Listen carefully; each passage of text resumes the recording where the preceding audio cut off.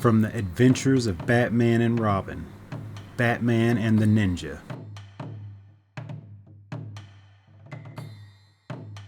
Bruce Wayne had just changed into his Batman costume when his faithful butler Alfred rushed toward him with the phone. "It's for you," said Alfred. "Master Yoru calling from Japan." Bruce Wayne had studied martial arts with Master Yoru many years earlier. Hearing the name of his friend, Bruce took the phone. His face grew grim as he listened. "Yoru needs help," Bruce explained to Alfred after he hung up. "Prepare the jet immediately. We're going to Japan." A few hours later, Bruce Wayne and Alfred were flying over the Pacific Ocean towards Gotogen, where Master Yoru's martial arts school was located. The next morning, Bruce arrived at the martial arts school. After greeting Bruce, Yoru handed him a photo. "Kyodai Ken has kidnapped my prize pupil, Kairi." Yoru explained, "Kyodai has demanded that I give him the secret of an ancient and deadly form of martial arts. It is the Okai Nomura touch, a single touch that causes eternal sleep." Bruce frowned. Kyodai was a rival from Bruce's school days and martial arts expert. "The scrolls containing the instructions for Okai Nomura were given to me years ago for safekeeping. Yoru said I hid them in a cave on Mount Myken. Now Kyodai wants them. Your friend Batman once defeated Kyodai. Would you ask him to help me?" "Of course," Bruce answered. "I'll try to contact him." "Then I will see you here tomorrow night," Yoru said.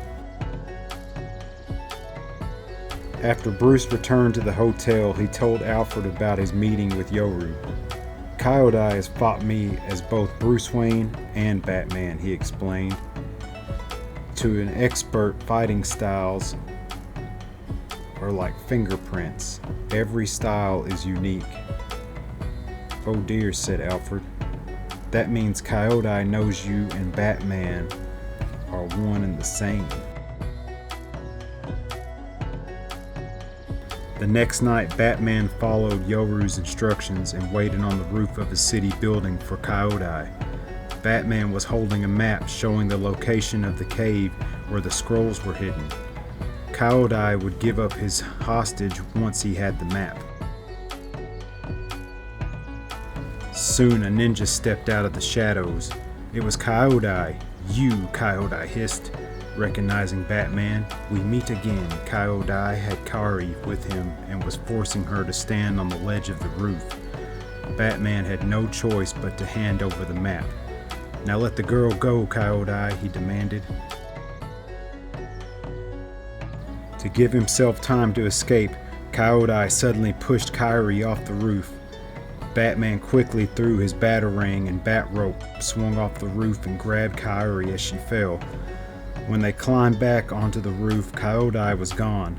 Batman untied Kairi and then set off in pursuit of Kyodai. Kyodai raced up the slopes of Mount Myken. As he neared the cave, the volcano in the mountain began to stir. Kyodai ignored it and entered the cave. He soon found the chest and scrolls. Kyodai took the scroll that described the Okinamura touch and quickly left. Minutes later, Batman reached the cave and realized that he was too late. Back in his hideout that night, Kyodai studied the scroll. Then he walked over to a practice dummy nearby and began hitting it in the same place over and over. "So that's where the secret spot is. Who would have guessed it?" he said, an evil laugh as he perfected the Okinamura touch. It was late when Bruce arrived at the school to tell Yoru that Kyodai had escaped with the scroll. "Where is the spot of the Okinamura touch?" Bruce asked Yoru.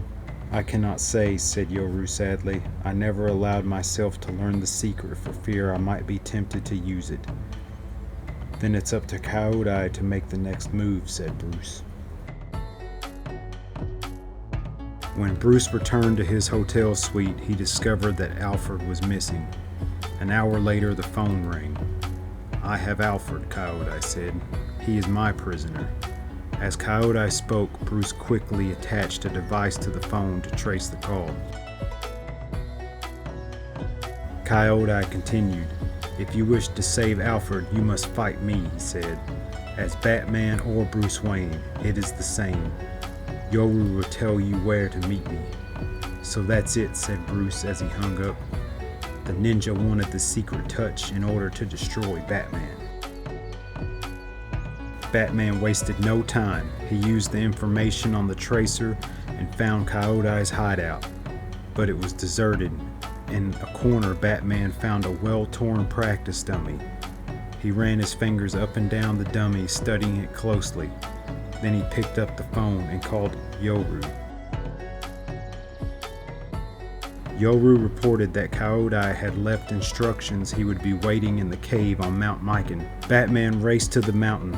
He reached the cave just as a volcanic tremor shook the ground. Inside he could see Alfred.